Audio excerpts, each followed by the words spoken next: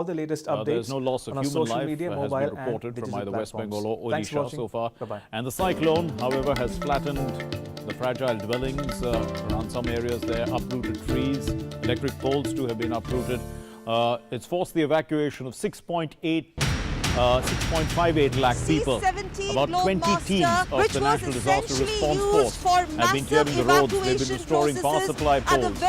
This is in Odisha. About 19 teams have been deployed in West Bengal, shifting people to safety and other work that's going on there. Over 5 lakh people were evacuated from West Bengal and more than 1.58 lakh in Odisha.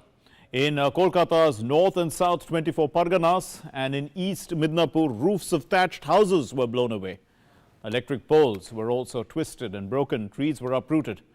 And this turbulence is likely to extend into Assam and Meghalaya, triggering heavy to very heavy rainfall tomorrow. Well, Cyclone Amphan is going to be in focus tonight. You're watching Newsnight. Let's begin with the headlines.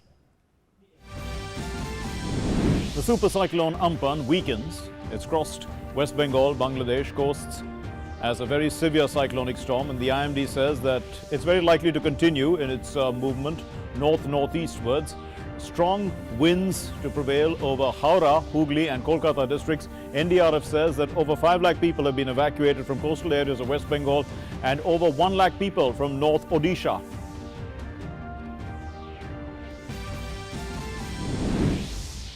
The Union Finance Minister Nirmala Sitharaman says the government announced Prime Minister Garib Kalyan scheme within hours after the lockdown was declared. Says the Garib Kalyan meant that the poor would have food so that no one goes hungry. Says that the government will help migrants in coming back when industrial activities resume.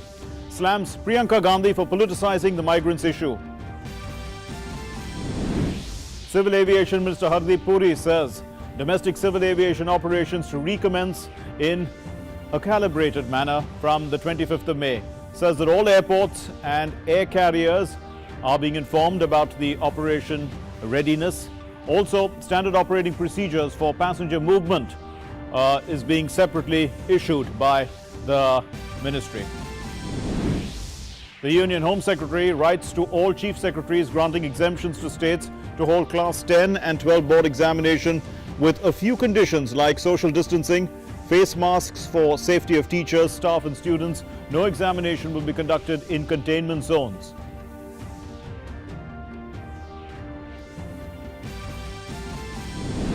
Terrorists attack a BSF column in the outskirts of Srinagar in Jammu and Kashmir. 2 BSF Jawans have been martyred. 4 Lashkar terrorists arrested in Budgam. Arms and ammunition recovered.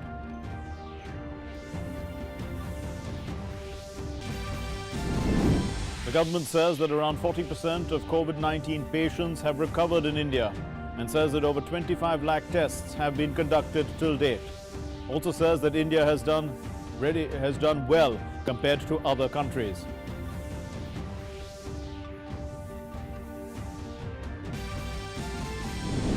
Active cases of COVID-19 stand at 61,149 in India, over 3,300 cases reported, and also 42,298 patients have been cured and discharged.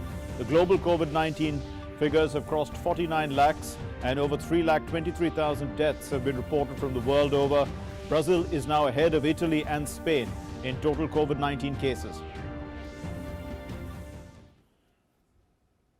So let's begin with our top story. Now, the extremely severe cyclonic storm Amphan made landfall in West Bengal. Let's take a look at this.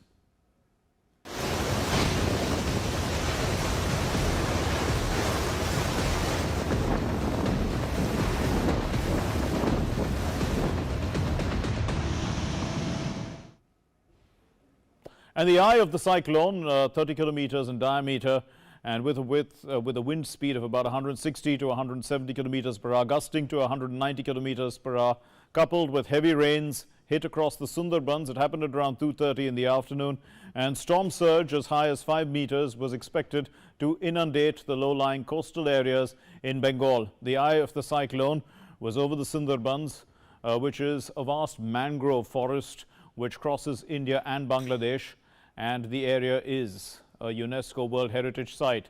It's known for being the habitat of the rare endangered species and the protected Royal Bengal tigers in the forest reserves. Earlier, the supercyclone weakened into an extremely severe cyclonic storm, and it was packed with enough force to pulverize the coastal districts of Odisha. Intense rainfall was also recorded in several areas of Puri, Khurda, Jagatsinghpur, Cuttack, Kendrapada, Jajpur, Ganjam, Bhadrak, and also Balasore districts of Odisha.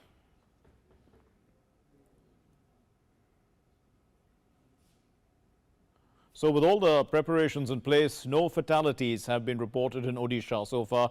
Cyclone Amphan has left a trail of destruction. It's uprooted trees, damaging power lines. The NDRF has started clearing the fallen trees, clearing the roads as well. The Special Relief Commissioner said that the work has started and they are restoring power in the affected areas. The district authorities have been given 48 hours to assess the damage and to report back. Let's listen. Some devastation to large number of trees which have been uprooted and broken. Some of the electricity infrastructure has been damaged. Minor damage to telecom infrastructures we have seen. And then some buildings with asbestos roofs of public agencies have been damaged. Agriculture and horticulture crops have been damaged. But for the infrastructure restoration, we have already, as explained, our teams are already pre-positioned and they have started work on that. So infrastructure restoration work is already on and we expect to complete them very shortly. Well, the Special Relief Commissioner said that approximately 150,000 people have been evacuated in anticipation of the supercyclone Amphan before it hit. I think they will be in the cyclone shelters for a fixed number of days, nothing like that. Once they feel that the threat perception has gone down, people automatically, they themselves show interest to go back. No, as per the reports, around 1,49,000, 1,50,000, say you can say, about 1.5 lakh people were evacuated. Many of them have already started going back to their houses. Because of this COVID reason, everybody wants to stay home separately. So people are going back, not many people would stay in the shelters. Well, 39 NDRF teams were deployed in both of the states. 2 teams are on standby. That's a total of 41 teams. Rescue and relief teams of the Army, Navy and Air Force are also ready for any emergency. The energy and telecom departments were also geared up to deal with the impact of the cyclone Amphan.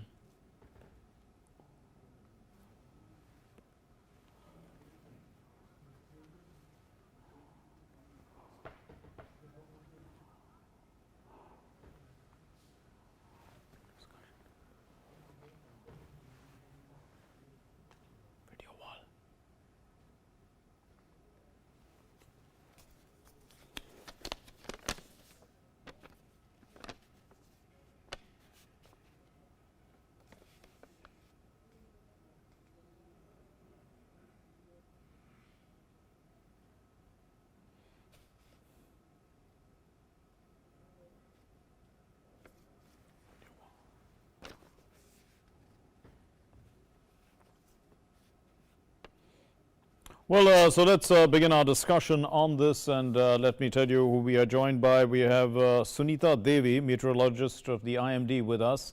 We have S.N. Pradhan, the Director General of the NDRF, and also I can see we have Mr. Professor Santosh Kumar of the NIDM, who's joining us via Skype. We'll start with you, Mr. Pradhan. Thank you for giving us your time at this extremely crucial time for you as well. So the question is that we've had this, there's been a lot of devastation and destruction. How is this assessment being done now, and how do you keep in touch with the people, with your forces on the ground when the communication lines are broken down, when it's difficult? How do you monitor the whole situation?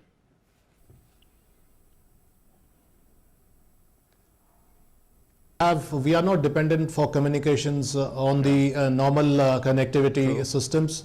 We have our own standalone connectivity, and we can set it up even in areas where there is difficulty in communication and communication lines are broken down. So it is a closed loop communication, and I was able to talk to my commandant who is in Kakdweep in the eye of the storm literally, and I could still talk to him and listen to the cyclone and the wind which was blowing outside. But I could get an assessment of the situation, but I must flag the issue that the exact destruction that has been wrought, especially in the Bengal district, 6 districts of West Bengal, would be very clear only subsequent morning, which is tomorrow morning, and not before that.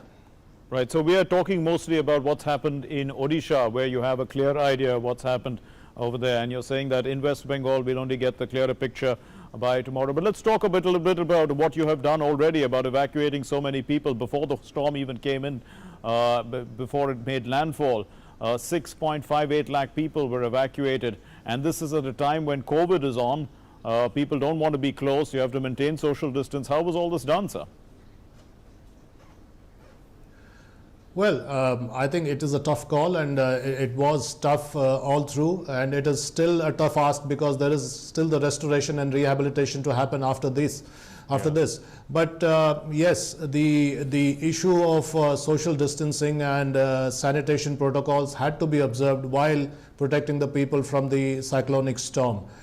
I must compliment the people of both the states in Bengal and Odisha. Probably their experience with Cyclone Foni and Cyclone Bulbul primed them for this challenge. And the second aspect is because of the last 50 days or so of exposure to educative material about COVID-19. Even on that score, they were very cooperative. So on both the challenges, even if it was a dual challenge for the forces on ground, when we were evacuating, we could not obviously maintain social distancing very, very strictly. But when we went to the cyclone shelter, as you could see in the visual that you were showing, the cyclone shelters were sanitized by our men with the good sanitizers, and social distancing was also maintained.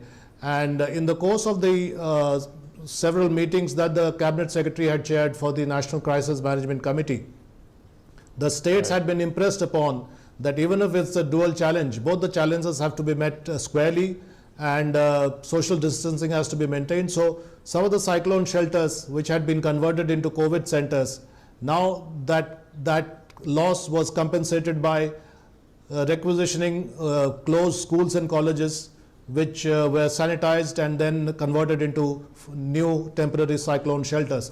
So everything was done in tandem with the state governments. But yes, to come back to your original question, it was a tough ask, and it still is a tough ask. So it continues to be a tough ask, Mr. Pradhan, and the storm is moving northeastwards. It's going to move into the northeast of our country. Are we assessing, some sort of threat over there for people on the land over there, and are we planning to evacuate or do anything as the storm moves there tomorrow? I think the destructive potential of the storm is mostly in the 6 districts of Bengal now. Yes. And after that, it'll be moving out into the Bangladesh area after midnight or so, or maybe by 1 a.m. in the morning. But because of the effect, the systemic effect of the cyclonic system, there will be heavy rains which are predicted by the IMD in the northeast states. Yes. But that'll be all. It will not be any windy formations, or it will not have destructive potential for the northeast states. So it is all about rains there, and while the system moves into Bangladesh after midnight. So we have now been dealing with storms for some time now. So have we developed a number of standard operating procedures? Have we developed a certain module where we can actually get ready much faster? We can see that in this particular case, there's been a robust response right from the time the IMD had predicted this sometime on the 14th of the month. People have been already ready. Your particular force was well placed in advance. So I'm just from experience sake, are we getting a lot more efficient? I think that goes without saying. I think India is now raising the bar of efficiency vis-a-vis disasters. Right. I think we are not only ready for disasters, we are prepared in all respects. Just the template of the NCMC meeting speaks volumes. The Cabinet Secretary chairs it, but in this case, there were Secretary Shipping, there was Secretary Power, there was Secretary Telecom, there was Secretary, other agencies also, and of course the NDRF and the Home Ministry agencies were there. So you can see that IDS was there, the Integrated Defence Staff was there. So it is all hands to the deck approach, and I think there is a systemic response now. There's a governance response now, and I never tire of saying that we have matured in the disaster management ecosystem so much in India that we can actually be an example of many countries across the world, because this is a humanitarian response. Absolutely. And again, I always insist that disasters know no borders. So you cannot talk in terms of borders between states or between the difference between center and state, or even difference between countries. You can see that this Amphan disaster is affecting India and is affecting Bangladesh also. Right. So since there are no borders, the response to the common enemy also has to be seamless. And I think now, by and by, both the center and the states are realizing this, and there is a lot of synergy. And I must say that with the present government, there has been a total focus on mainstreaming disaster governance as part of the bigger picture governance. And I think that is a litmus test of very good governance, very focused governance. And that is showing on ground with the efficiency that is being packed into the ecosystem. Mr. S.N. Pradhan, thank you very much for your time. Appreciate it that you've given us time in this your time when you're very extremely busy. Thanks, sir, for being with us. Let me bring in Ms. Sunita Devi, who's in the studio with us. Ms. Devi, where is the storm now going from here? Let's try and understand where it's going from here. After making landfall, the storm is currently located close to Kolkata. Yes. And Kolkata is experiencing winds of the order of 130 to 140 km per hour at present, and it is likely to, what our expectation is that it will be moving in a north-northeastward direction in an average pace of 20 km per hour through the night, and so that by early morning it will be reaching the border region of what West speed is it Bengal. moving at, ma'am? Because it was moving at about 14 kilometers per hour when it was coming into before landfall. It must have slowed down considerably, right? Slowed down in the sense that once it is over land, now it has slightly weakened in density. However, the speed has not reduced. Speed of movement is there. It is governed by the upper level winds, so that it is moving at a faster pace compared to the landfall time. And in that rate, it is likely to cross our West Bengal coast and enter into Bangladesh by early morning. And in the course of time, it will be weakening further, and its damage potential also will be substantially reduced when it is reaching our Bangladesh and adjoining northeastern states. Right. Professor Santosh Kumar, if you can hear me, we have, I was asking that question to Mr. Pradhan, but you now have been, our institutes have been analyzing disasters now for a very long time. So have we developed very good practices, SOPs, in dealing with these kind of disasters? Because the cyclone season seems to arrive, and we had Phony just last year. I think it was a very strong cyclone in April of last year, if I recall right. And so we've had one in within 13 months from there, and it's pretty much the same. How would you look at this and developing a certain protocol? The current cyclone is definitely a bigger cyclone, but not bigger than the super cyclone Orissa, which happened in 1999. Yes. Okay. Yeah, but gradually what we have seen in over the years that whatever the cyclone had struck our country, our response agencies have done extremely well, both at the state level and also at the national level. So gradually when we start with the early warning system to the disaster response and humanitarian support, early warning itself has improved very much. As you have seen that the prediction given by the IMD has helped the local agencies and the national government to prepare well. As Mr. Pradhan has said, that large number of meetings have been taken by the cabinet secretary and prime minister and different levels. So that is helping that if you get 4 days, 5 days advance warning and observe path and give this predicted path is almost going in the same direction. This is a very, very big move in terms of that strengthening our own capacity of early warning. The second part comes in the response, which you said, and you were asking this question to Mr. Pradhan also, that actually that entire process of response has been very good in our country in the past and has been able to reduce the mortality substantially. Okay. But this time of the challenge was different because we were grappling with the COVID. Yes. So the coronavirus has given a different challenge where that last 2 months that people are working in the field, that communities are also very devastated and traumatized, and in this situation the disaster has struck. But hats off to our all agencies and the national government, the state government. They combined together and responded it well with the protocol of the social distancing, hygiene, and all protocol which COVID is requiring. But the challenge is we seem to be having some problem with your line, Mr. Professor Santosh Kumar. I'm going across to our correspondent Snehashi Sur, who is joining us from Kolkata with an update. Snehashi, what's the situation like currently? Because Mr. Pradhan was saying that we were not going to be able to assess the damage until the morning of what's happened in Kolkata. Well, Mark, as per the initial reports which are coming in, the death toll could be around 10. So, but it's very difficult to ascertain the death toll right at the moment, but the initial reports are saying that it could be 10. But there is a problem of connectivity, be it mobile connection, be it internet, be it power supply. That's why it may not be a certain, but it could be. There is a guess that, or there is a little bit confirmation from the state government side also that the death toll could rise till 10, and there was a couple of death tolls, 2 in Kolkata city itself, 1 in Howrah, and 2 in North 24 Parganas. Incidentally, it was not a coastal district, the Howrah and Hooghly, the devastations have also been there, so that's a new thing.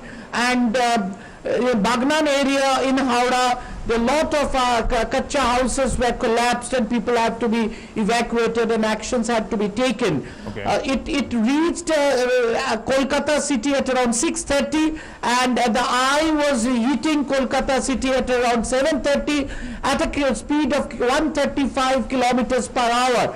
That was the highest in Kolkata, and then it will move towards northerly direction, and it will also go to Nadia and Murshidabad districts. These two districts are also not coastal districts, and there will be devastation, and then it will go to Bangladesh, and from Bangladesh it will move upwardly and go to northeastern states. Definitely the intensity will reduce.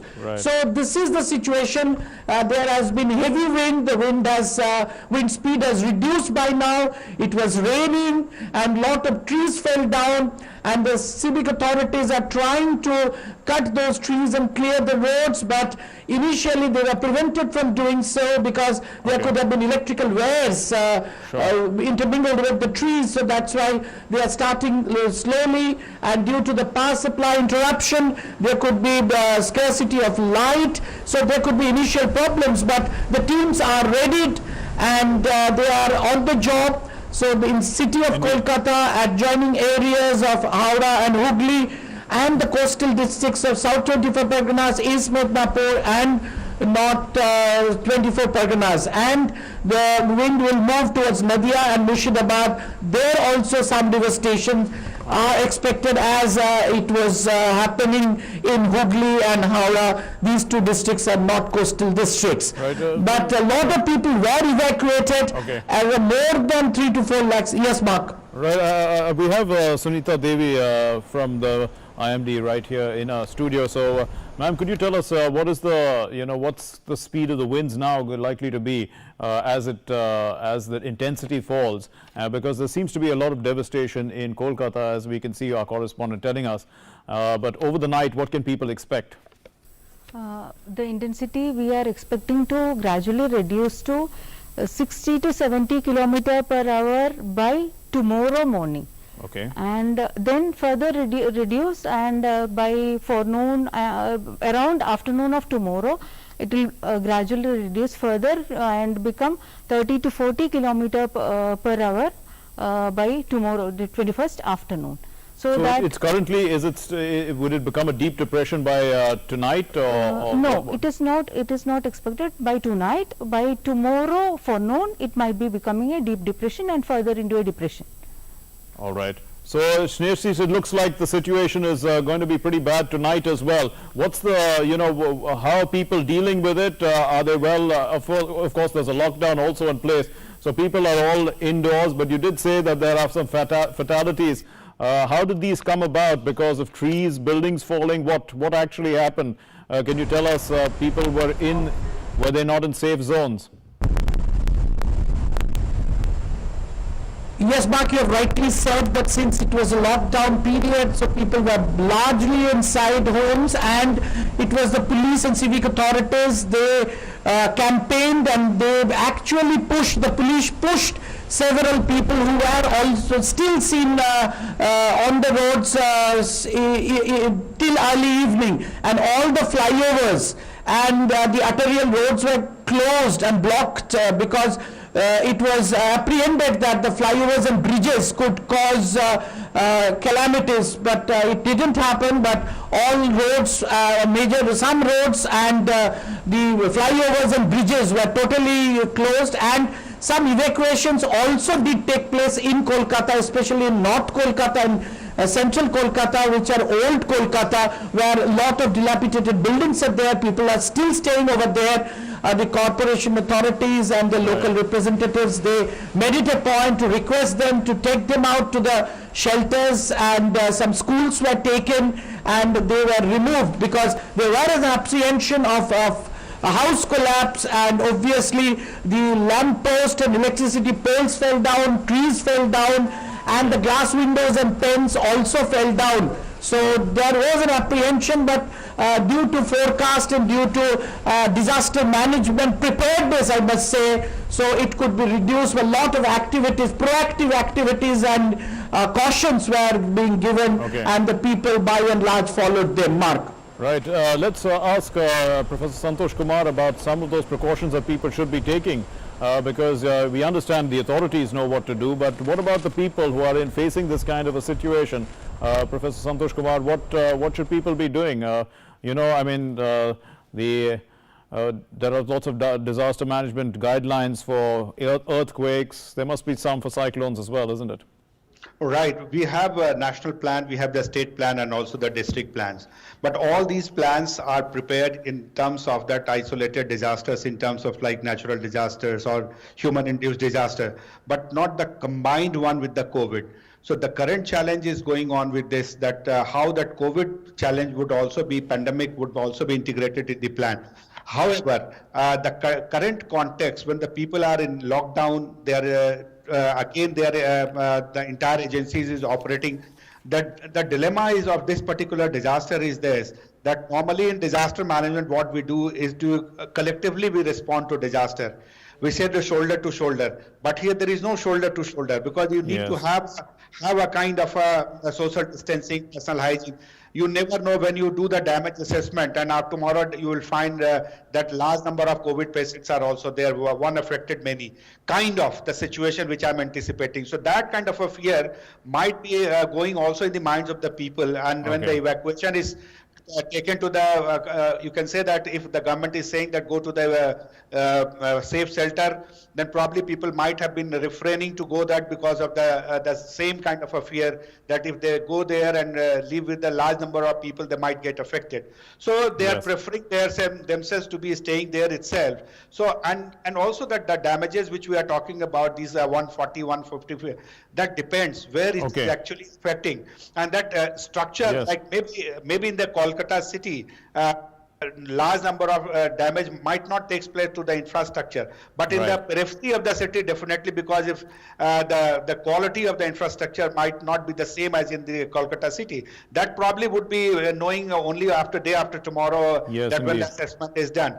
But I would suggest at the time of this COVID that and the cyclone, people need to be given as a kind of a proper counseling, trauma counseling. Yes. So that that should go as a part and parcel of this response. True. Thanks very much, Professor Santosh Kumar, Ms. Sunita Devi, and Snehashish Soor for giving us an update, Snehashish, and both of you for putting it into context for us.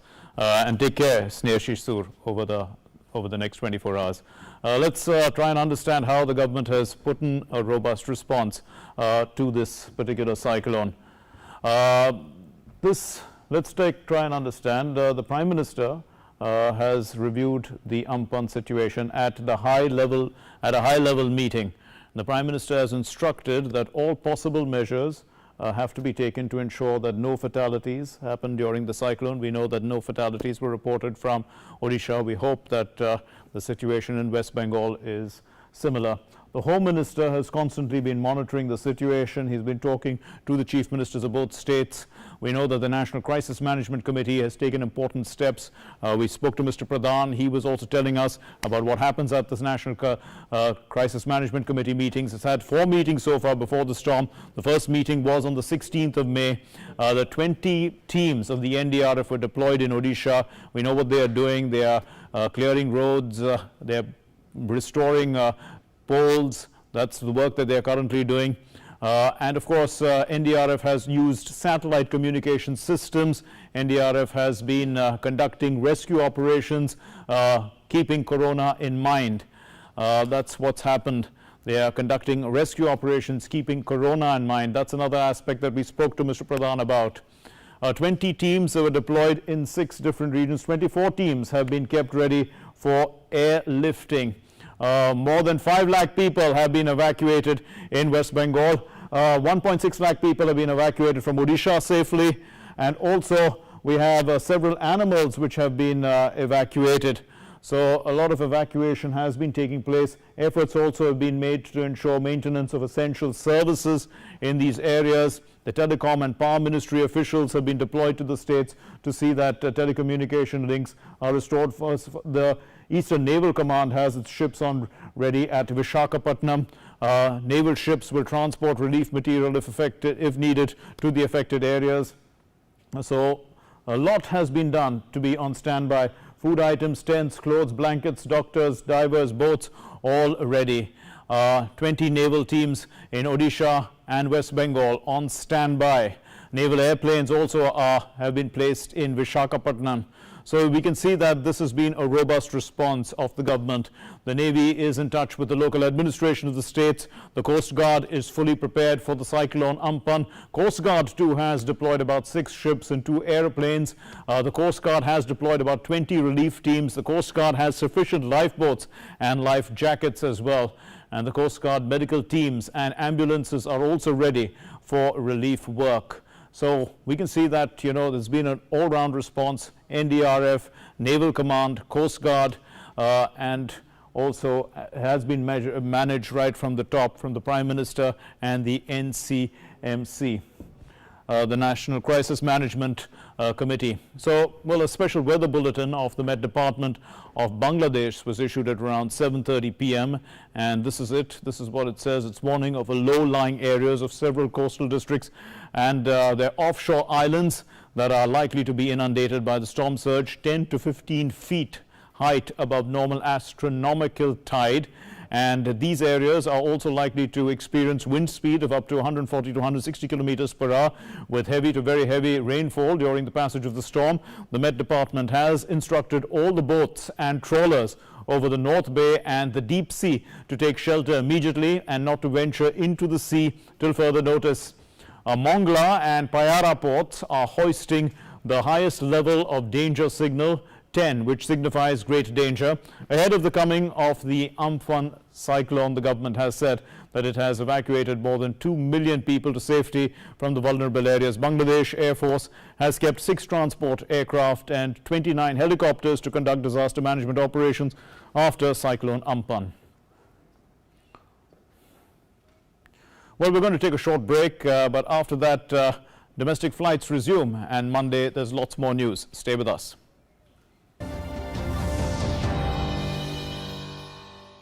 इनमें से एक है आपका detergent और एक फेना। अब आप बताइए कौन सा बेहतर है? ये है ज्यादा सफेद। फेना? ब्लाइंड वॉशिंग टेस्ट में 100 में से 70 लोगों ने फेना सुपर वॉश को अपने डिटर्जेंट से बेहतर पाया है। अब आप भी लीजिए फेना सफेदी चैलेंज और खुद कहना फेना ही लेना। घर पर रहकर दूरी बनाई है, पर मजबूरी नहीं। ऑफिस रोज खुलता है, लैपटॉप पर, दोस्त सब मिलते हैं मोबाइल पर। इसलिए घर पर रहकर अपना आज सुरक्षित करें और कल की सुरक्षा के लिए LIC पर भरोसा रखें। बस ऑनलाइन जाकर घर बैठे UPI, Bhim, net banking, credit card, debit card, Paytm, phone पे, गूगल पे जैसे डिजिटल पेमेंट्स के माध्यम से LIC प्रीमियम का आसानी से भुगतान करें। LIC हर पल आपके साथ। दुनिया में कई काम बड़े मुश्किल हैं, जैसे कि चंद मिनटों में चांद पर पहुंचना, टूथपेस्ट में पेस्ट को वापस डालना। और भैया एक काम है जो है बेहद आसान। अरे भाई वही आधार कार्ड में अपना एड्रेस अपडेट करना। इसके लिए बस आपको UIDAI की वेबसाइट पे जाना है, अपना आधार नंबर डालकर OTP जनरेट करना है, फिर फॉर्म में OTP डालकर अपडेट एड्रेस कर कंफर्म करना है और लो हो गया आपका आधार में एड्रेस अपडेट। आप भी आधार अपना लो, फायदे में रहोगे।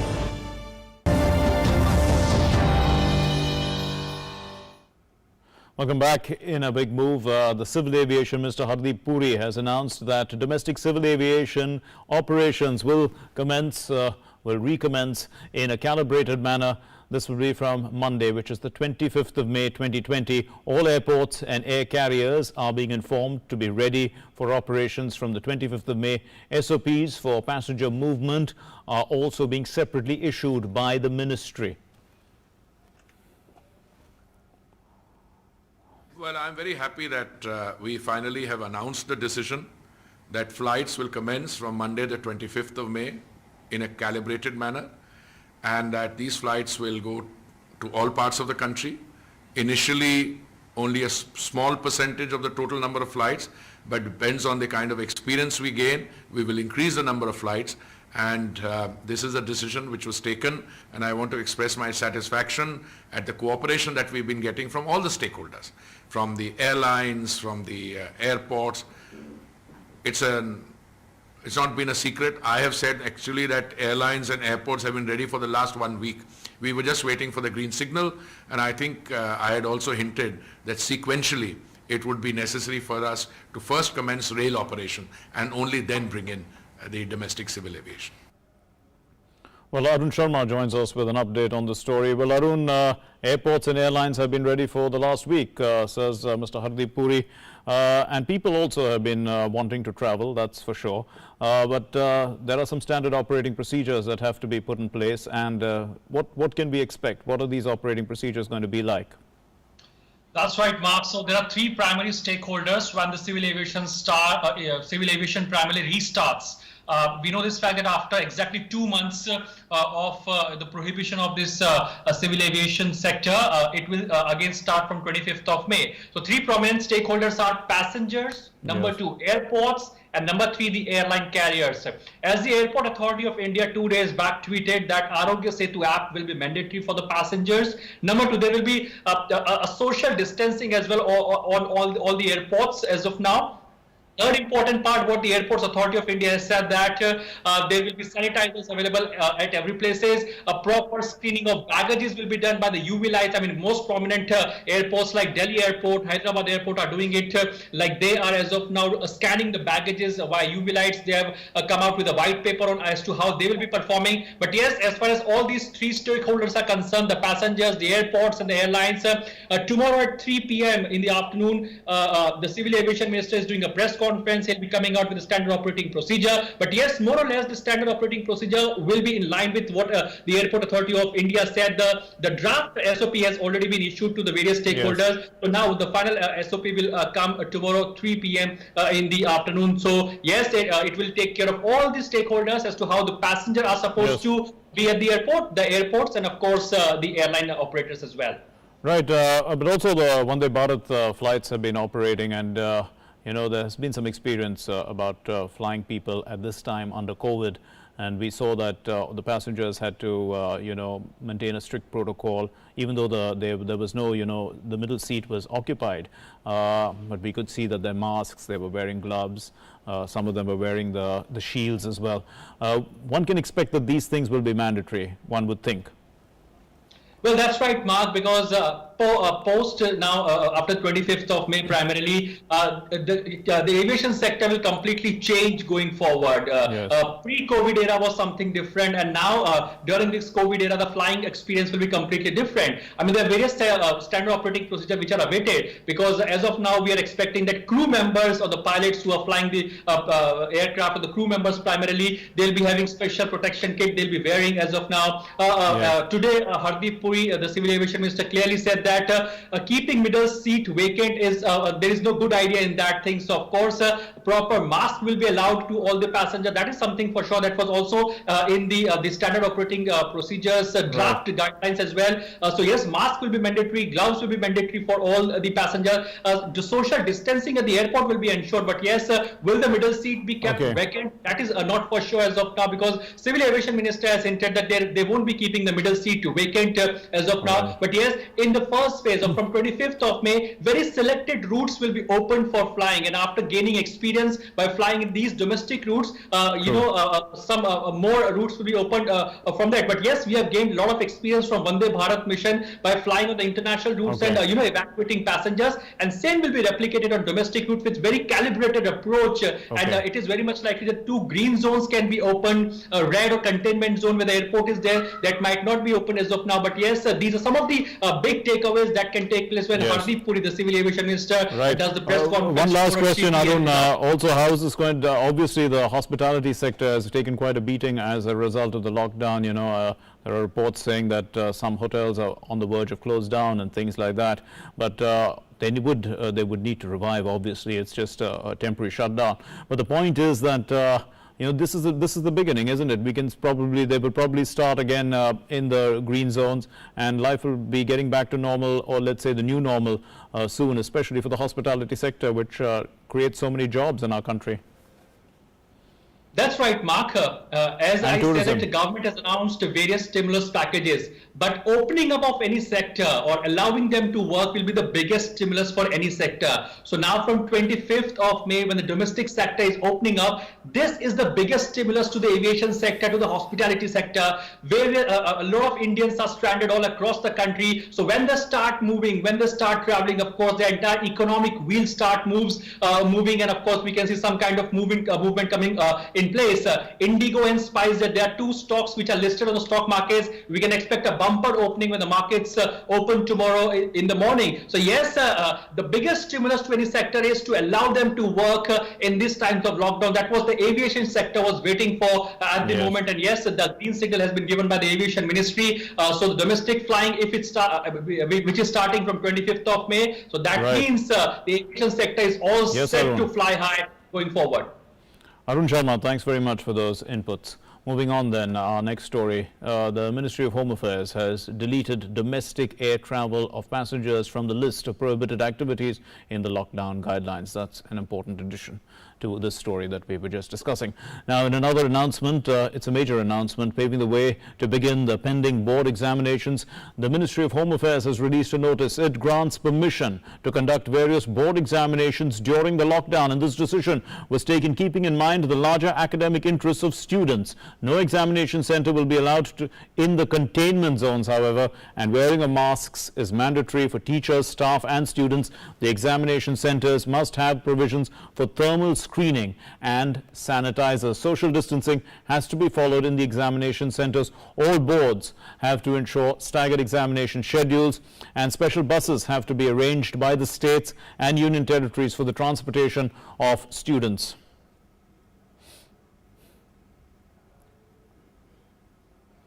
Well, in his tweet, the Union Home Minister Amit Shah wrote, and I quote, taking into consideration the academic interests of a large number of students, it has been decided to grant exemption from the lockdown measures to conduct the board examination for classes 10 and 12 with few conditions like social distancing, face mask, etc. for their safety.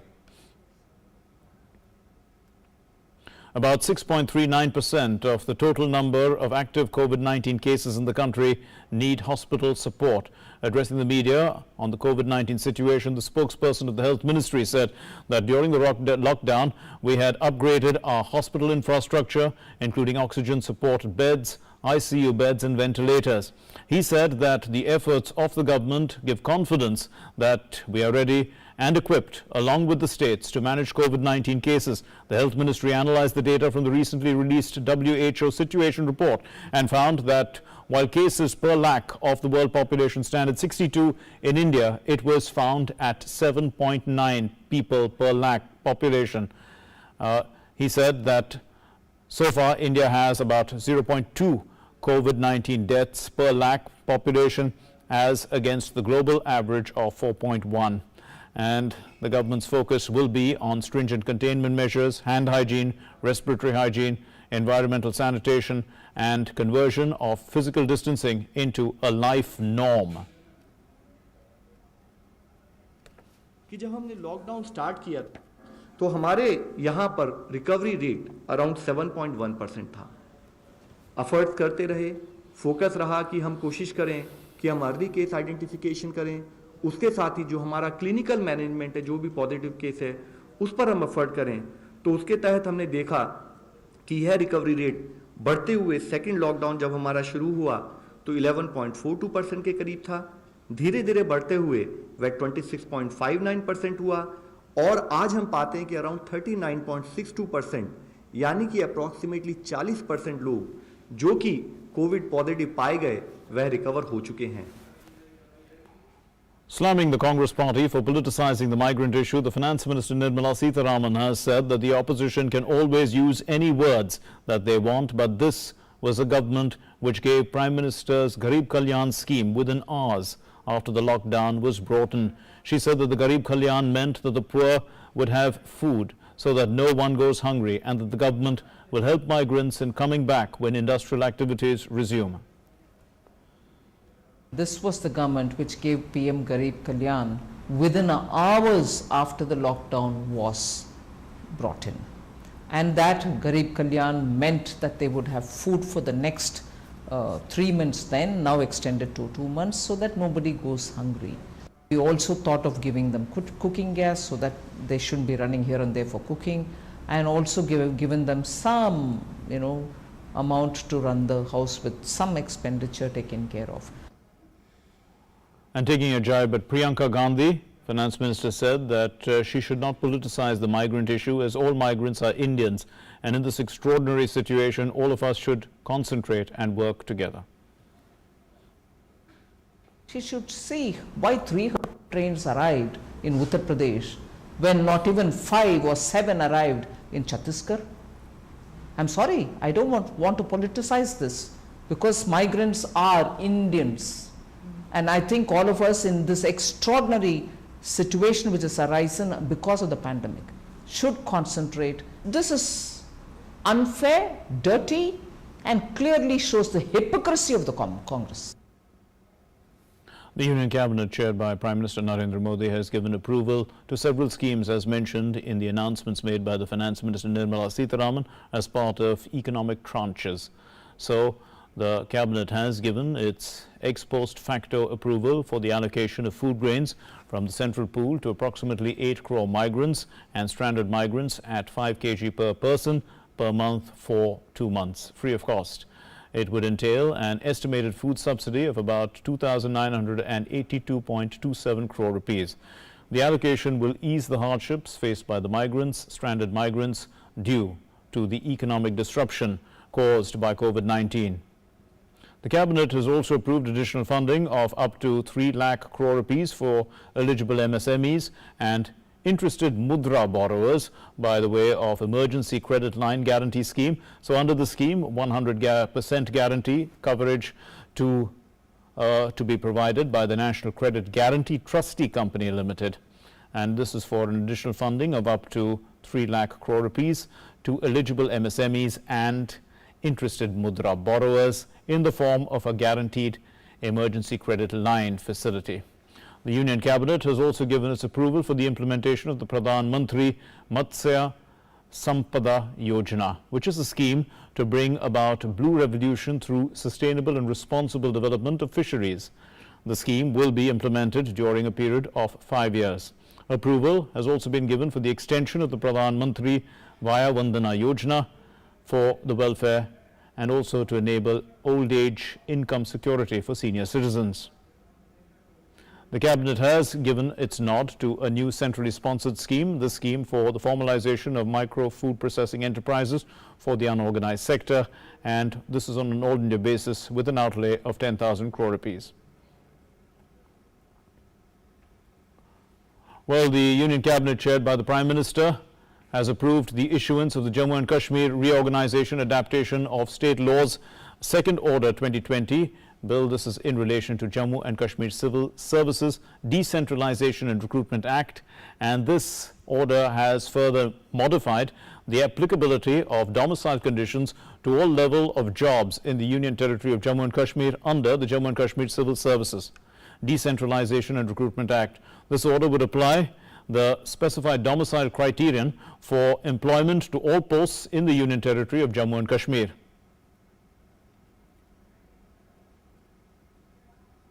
Moving on to our next story, in a tweet, Prime Minister Narendra Modi wrote, during today's cabinet meeting, important decisions were taken which are focused on the welfare of migrants, the poor, senior citizens, easier availability of credit, harnessing opportunities in the fisheries sector. They will benefit several citizens.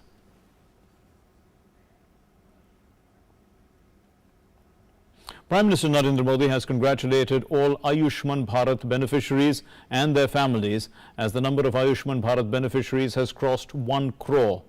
The Prime Minister tweeted, "It would make every Indian proud that the number of Ayushman Bharat beneficiaries has crossed 1 crore. In less than 2 years, this initiative has had a positive impact on so many lives. I congratulate all the beneficiaries and their families. I also pray for their good health." The Prime Minister further tweeted saying, "I appreciate our doctors, nurses, healthcare workers and all others associated with Ayushman Bharat. Their efforts have made it the largest healthcare program in the world. This initiative has won the trust of several Indians, especially the poor and downtrodden. One of the biggest benefits of Ayushman Bharat is portability. Beneficiaries can get top quality and affordable medical care not only where they registered but also in other parts of India. This helps those who work away from home or registered at a place where they don't belong."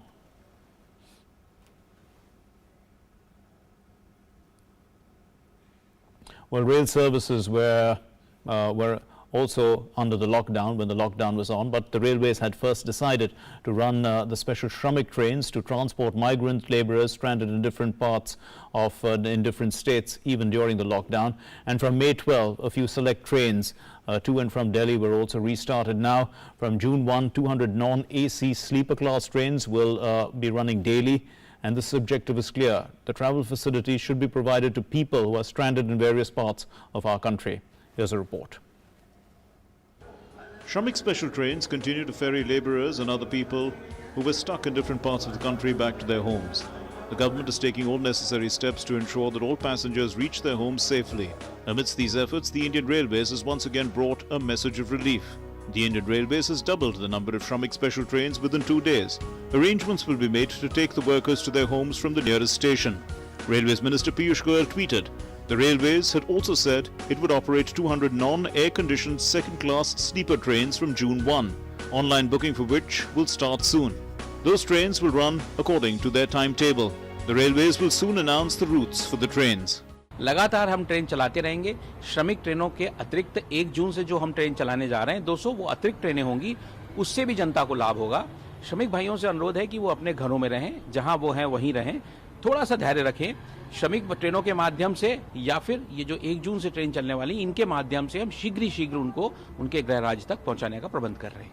Reaching out to workers, the Indian Railways issued a message. It has urged the people to stay wherever they are.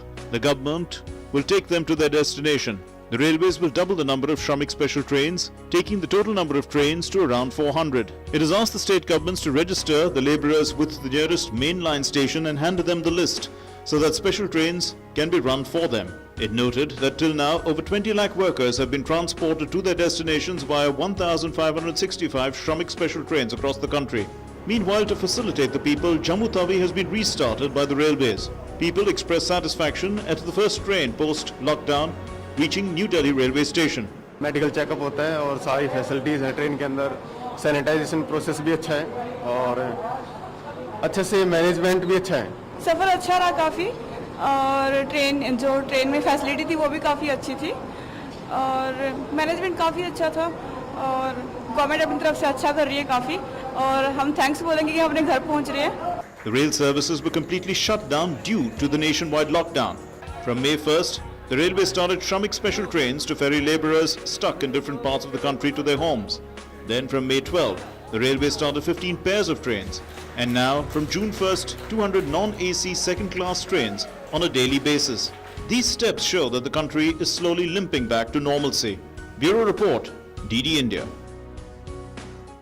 And now let's take a look at how Haryana government has made some arrangements at Bhiwani Junction to provide facilities including screening and sanitization to those travelling in Shramik special trains from there. The migrants are praising the government for all the help that's being given to them.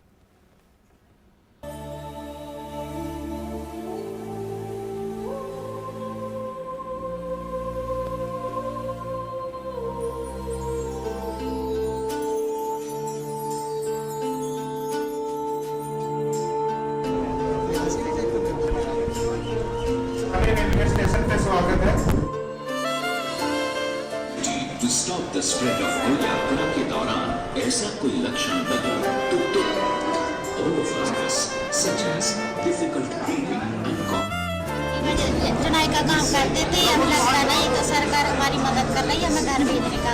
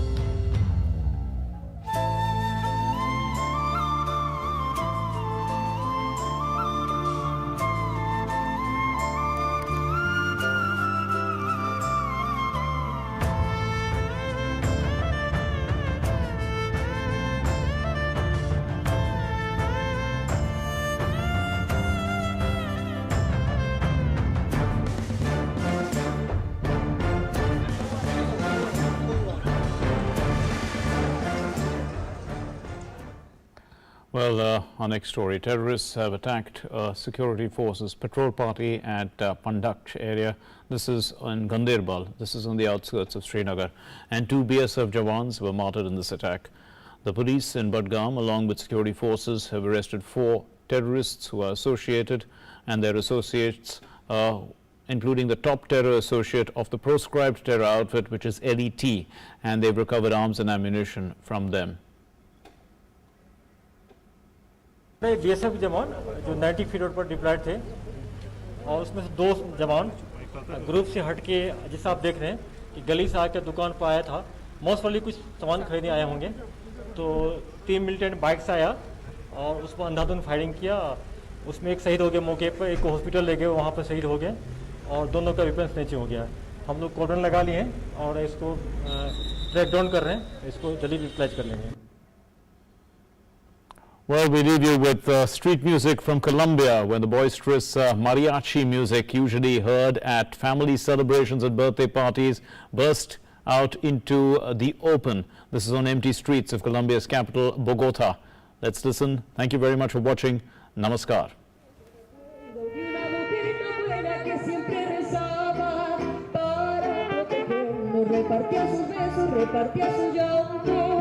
De aquellos momentos y hoy pasan los años y ella sigue siempre con su sentimiento, la recuerdo tan altiva y bella. Que nosotros simplemente hablamos de lo mal que nos tocó y siempre me dejaron las mujeres